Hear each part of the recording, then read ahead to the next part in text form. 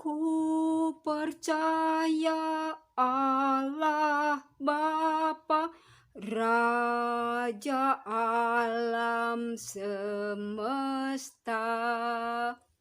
Ku percaya Yesus Kristus, Putra Tunggal Penebus. Ku percaya akan Dia, Roh Kudus Allah cinta, yang tinggal di hati kita, sumber hidup gereja. Dalam nama Bapa dan Putra dan Roh Kudus. Amin. Allah Bapa di surga, demikian besar kasih-Mu sehingga Engkau mengutus Putra-Mu ke dunia. Semoga melalui pembelajaran ini, kami semakin yakin untuk menyandarkan hidup padanya, sehingga kami semakin menyerupai Yesus Putra-Mu. Segala puji dan sembah kami hunjukkan demi kemuliaan nama-Mu, kini dan sepanjang segala masa. Amin. Dalam nama Bapa dan Putra dan Roh Kudus. Amin. Selamat pagi anak-anak. Pada hari ini kita akan membahas tentang pembelajaran kelanjutan yang kemarin mengenai iman. Nah, iman yang bagaimana itu? Yaitu beriman Kristiani. Yesus Kristus merupakan sumber iman Kristiani bagi kita.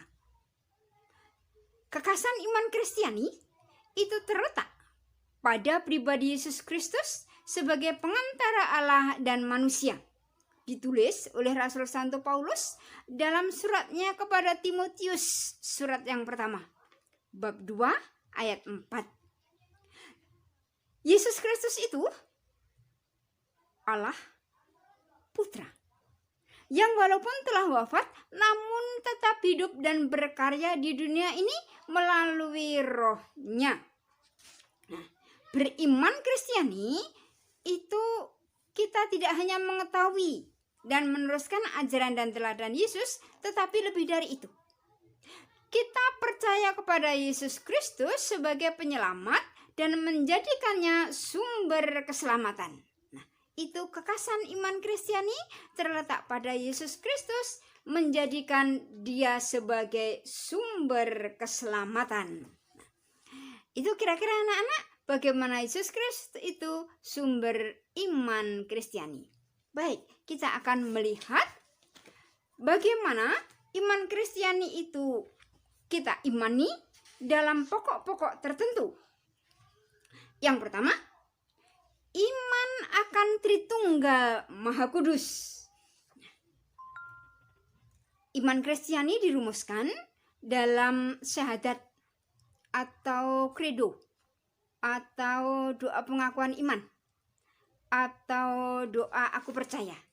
Nah, itu kita mengungkapkannya pada doa syahadat itu, yang setiap kali pada saat misa, pada saat perayaan Ekaristi, selesai Romo Khotbah, kita mesti mendoakan doa syahadat itu. Di dalam doa syahadat atau di dalam credo, ditulis di sana akan Tritunggal Maha Kudus. Itu iman gereja. Yang pada awalnya, doa itu berbunyi, aku percaya akan Allah Bapa yang Maha Kuasa, pencipta langit dan bumi, dan seterusnya itu yang anak-anak sudah hafal. Baik.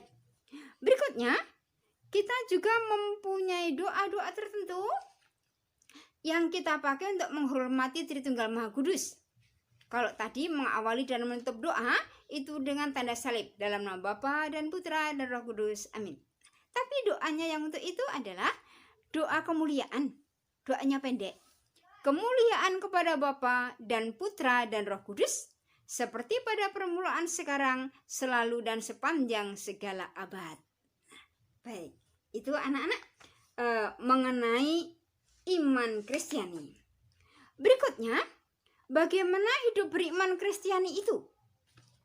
Hidup beriman Kristiani itu disebutkan bahwa orang beriman Kristiani sejati adalah orang yang hidup dan tindakannya diwarnai dan dimotivasi oleh iman Kristianinya. Jadi kalau orang beriman Kristiani tetapi tidak mempunyai motivasi dalam tindakannya sesuai dengan imannya, itu bukanlah disebut sejati. Berikut, bagaimana seorang iman Kristiani itu? Seorang beriman Kristiani adalah seorang yang religius. Religius itu mempunyai semangat yang tinggi, misalnya dalam hal berdoa. Bagaimana orang itu? Orang yang selalu menyadari bahwa seluruh peristiwa hidupnya merupakan karya Kristus yang menyelamatkan. Jadi dia berserah diri kepada Kristus yang menyelamatkan. Seluruh peristiwa hidupnya itu merupakan karya-karya Kristus yang menyelamatkan. Nah, baik, sekarang kita akan lanjut dalam dokumen Konsili Vatikan kedua. Dokumen Konsili Vatikan kedua ini tertulis dalam Gaudium et Spes artikel 14. Di dalam bukumu itu sudah ada. Gaudium et Spes artikel 14 itu di situ ditulis pada halaman 37. Tetapi di sini Ibu akan mengambil intinya saja. Yang pertama, Yesus Kristus hadir bagi kita dalam tubuhnya, yaitu dalam gereja. Jadi, adanya Tuhan Yesus itu ada di dalam gereja. Terus dalam gereja itu kita tahu pasti ada perayaan Ekaristi. Di sanalah Yesus hadir. Yang menyelenggarakan perayaan Ekaristi hanyalah gereja. Lebih khusus lagi, gereja Katolik. Di dalam gedung gereja Katolik di sana ada tabernakel. Yesus hadir di sana. Berikut inti yang kedua. Jadi, seandainya ada yang mengetahui bahwa gereja Katolik itu didirikan oleh Allah melalui Yesus Kristus sebagai upaya yang perlu, namun tidak mau masuk ke dalamnya atau tetap tinggal di dalamnya, ia tidak dapat diselamatkan. Nah, itu dari Gaudium et Spes artikel 14. Jadi keselamatan betul ada dalam Yesus Kristus. Tetapi Yesus Kristus itu ada dalam gereja.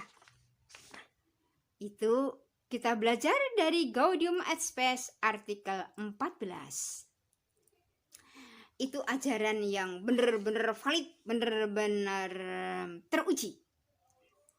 Dari bukumu halaman 38. Di sana dikutip dari Injil Matius bab 7 ayat 21 sampai dengan 24.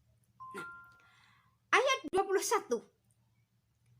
Yang masuk ke dalam kerajaan surga adalah yang melakukan kehendak Allah Bapa di surga.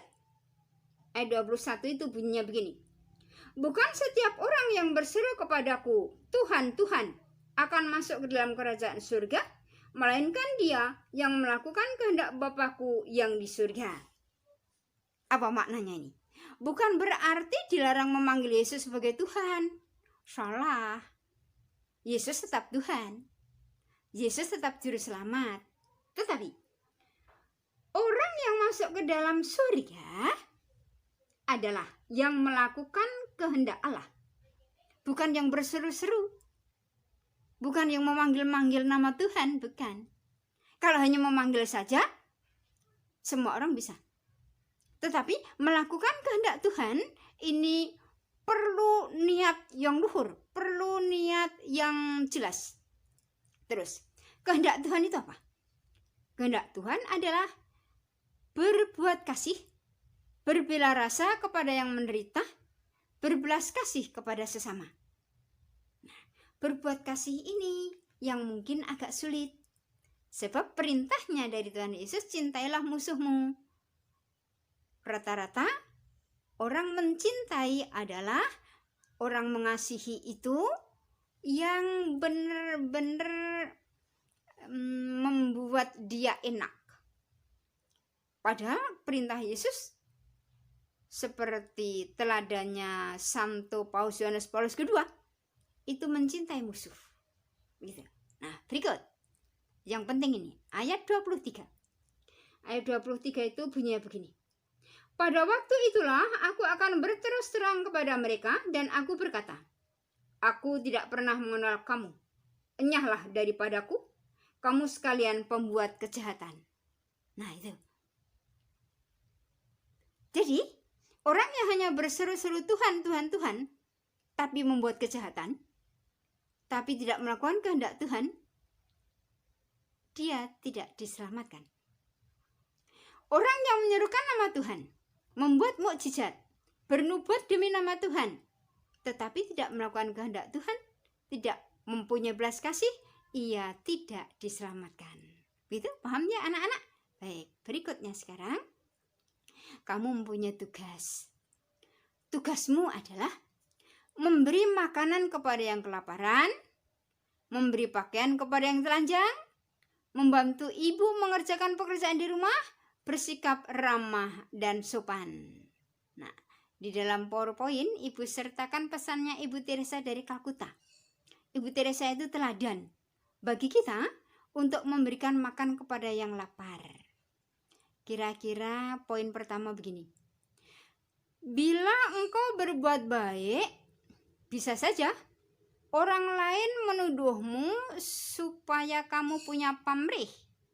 Tapi bagaimanapun juga, berbaik hatilah. Yang kedua, bila engkau jujur, mungkin orang lain akan menipumu, akan membohongi. Kamu akan tertipu, kiranya begitu. Tapi bagaimanapun juga, berbuatlah jujur. Kebaikan yang engkau lakukan hari ini mungkin saja besok sudah dilupakan orang. Tapi bagaimanapun juga, berbuat baiklah. Bagaimanapun, berikan yang terbaik dari dirimu. Pada akhirnya, engkau akan tahu bahwa ini adalah urusan antara engkau dan Tuhan. Ini bukan urusan antara engkau dan mereka. Nah, itu tugasmu, yaitu berbuat baik sesuai dengan pesan Ibu Teresa dari Kalkuta. Sekarang lagu penutup. Lagunya itu dari bahasa daerah. Begini anak-anak. O ibu nyuwun arta ing jawi wonten kere lumpuh lan wuta sambat ngelak lan luwe iki ngerwenehno sego iwak lan banyu kerene kandhanono saben dina kongkon mrene. Dalam nama Bapa dan Putra dan Roh Kudus. Amin. Allah Bapa yang Maha Kasih, terima kasih atas penyertaan-Mu. Terima kasih atas sabda-Mu dan atas teladan para santo santa untuk kami. Tolonglah kami, agar kami mampu melakukan kehendak-Mu, berbuat kasih kepada sesama. Kemuliaan kepada Bapa dan Putra dan Roh Kudus, seperti pada permulaan sekarang, selalu dan sepanjang segala abad. Amin. Dalam nama Bapa dan Putra dan Roh Kudus. Amin.